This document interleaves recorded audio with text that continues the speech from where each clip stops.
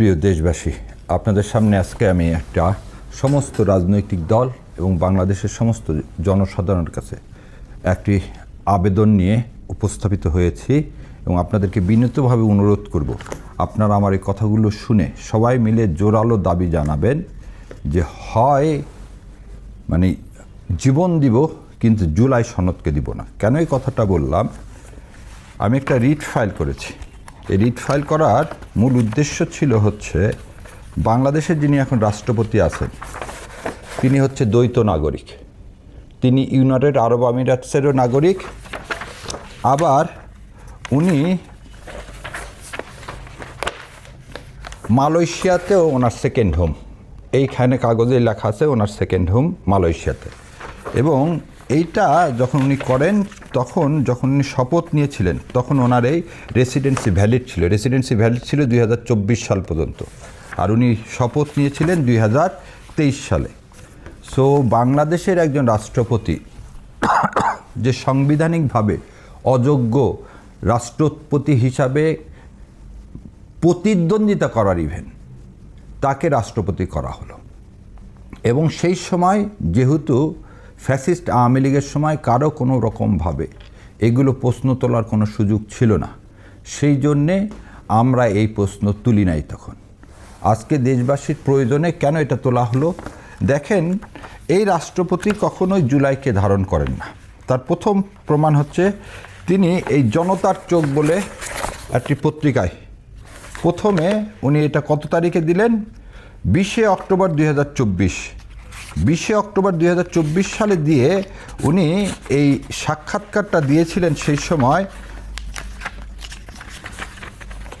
মতিউর রহমান চৌধুরীকে। মতিউর রহমান চৌধুরী সাহেবকে সাক্ষাৎকার দিলেন এবং সাক্ষাৎকার দিয়ে উনি কি বললেন যে সামরিক সচিব জেনারেল আদিলকে বললাম খোঁজ নিতে, তার কাছেও কোনো খবর নেই। কি বিষয়ে? চারিদিকে অস্থিরতার খবর, কি হতে যাচ্ছে জানি না, আমি তো গুজবের উপর নির্ভর করে বসে থাকতে পারি না, তাই সামরিক সচিব আদিলকে বললাম খোঁজ নিতে, তার কাছেও খবর নেই।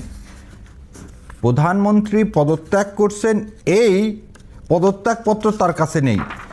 এই কথাটা উনি কি বললেন এবং উনি কি বলতেছেন? সেনাপ্রধান জেনারেল ওয়াকার জোন বঙ্গবন্ধু, তখন জানার চেষ্টা করেছি প্রধানমন্ত্রী পদত্যাগ করেছেন কিনা, একই জবাব, শুনেছি তিনি পদত্যাগ করছেন। মনে হয় সে সময় পাননি জানানোর। সব কিছু যখন নিয়ন্ত্রণ হলো তখন একদিন মন্ত্রিপরিষদ সচিব এলেন পদত্যাগপত্রের কপি সংগ্রহ করতে, তাকে বললাম আমিও খুঁজছি। এক পর্যায়ে প্রেসিডেন্ট বলে এ নিয়ে আর বিতর্কের কিছু নেই। সো প্রথম কথা হলো তিনি বাংলাদেশের জুলাইকে বিতর্কিত করার জন্য প্রথম কথাটাই বললেন যে শেখ হাসিনা পদত্যাগ করছেন কিনা এই বিষয়ে তিনি অবগত নয়, এবং তার মিলিটারি সচিব সহ তার মন্ত্রিপরিষদ সচিব সহ কেউ সেদিন সে পদত্যাগপত্র খুঁজে পাননি। পরবর্তীতে সারা দেশের মানুষ যখন এটা নিয়ে আন্দোলন সংগ্রামের ডাক দিল তখন উনি বললেন যে ঠিক আছে, বিতর্ক করে লাভ নেই, উনি চলে গেছেন, সো উনি আর প্রধানমন্ত্রী নাই। এই করে তিনি বাংলাদেশের যে জুলাই আন্দোলন, জলীয় অভ্যুত্থান, সেই অভ্যুত্থানকে তিনি কি করতে চাইলেন? তিনি সাবসার্ভিয়েন্ট করতে চাইলেন, তিনি অভ্যুত্থানকে স্বীকার করতে চাইলেন না। তারপর তিনি রয়টার্সে একটা বিবৃতি দান করলেন। রয়টার্সের বিবৃতির পরে সেদিন তিনি কালের কণ্ঠ পেপারে তিনি আবার একটি সাক্ষাৎকার দিলেন এবং এই সাক্ষাৎকারে তিনি তার বসার ভঙ্গিটা দেখেন, কি ঔদ্ধত্যপূর্ণভাবে তিনি বসলেন। এবং তিনি খালি বসলেনই না, তিনি তার পুরা সাক্ষাৎকারে তিনি জুলাই নিয়ে একটি টু শব্দ করলেন না।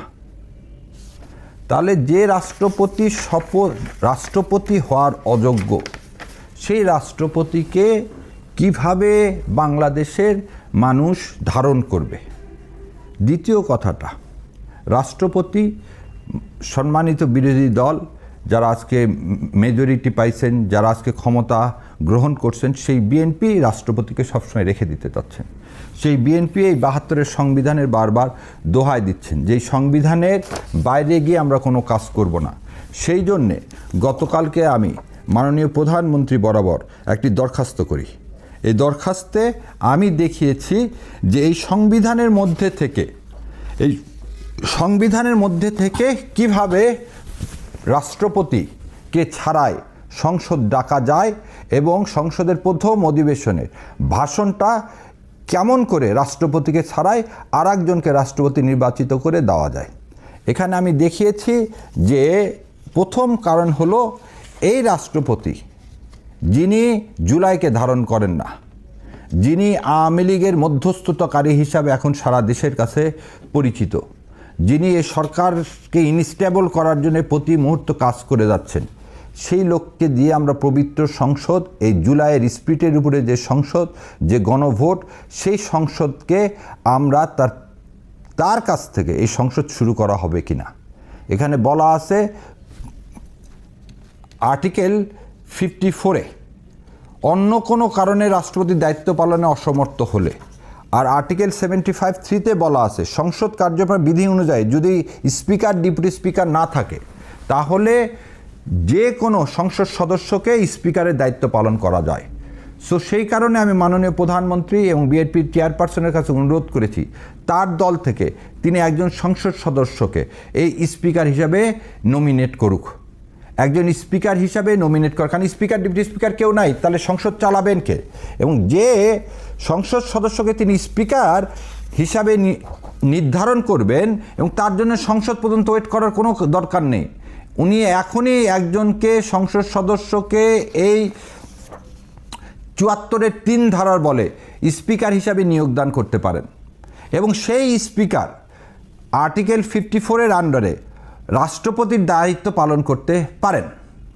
সো যেহেতু কনস্টিটিউশনের মধ্যেই আছে এবং তার দল সংখ্যাগরিষ্ঠতা, তারা চাইলে ভোটাভুটি করলে, যেহেতু তাদের যেমন আজকে তারা ঘোষণা দিয়েছেন ডেপুটি স্পিকার হবে বিরোধী দল থেকে, স্পিকার হবে তার দল থেকে, সেই স্পিকারই তিনি নিয়োগ করেন, সেই স্পিকারই রাষ্ট্রপতির দায়িত্ব পালন করবেন এবং এই 72-এর 1 অনুযায়ী সেই স্পিকারের কাছে যিনি রাষ্ট্রপতি হিসেবে দায়িত্ব পালন করবেন তার কাছে এই দেশের সমস্ত সংসদ অধিবেশন ডাকার জন্য সমস্ত দলগুলো, খালি তো সংসদ অধিবেশন না, এখানে আরও একটা কাজ আছে, সেটা হচ্ছে সংবিধান সংস্কার কমিশন, এই 2টার অধিবেশনই ডাকতে হবে।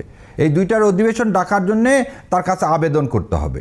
তাহলে সেই কাজটা যদি বিএনপি করে, আজকে বিএনপির কাছে আকুল আবেদন জুলাই সনদের প্রতি সম্মান দেখিয়ে তাদেরই একজন, তাদের দলের মধ্যে থেকে একজনকে স্পিকার নমিনেট করুক এবং যে স্পিকার রাষ্ট্রপতির দায়িত্ব পালন করবেন এবং যিনি সংসদ ডাকবেন এবং তিনি সংসদে কি করবেন, প্রথম অধিবেশনে ভাষণ দান করবেন।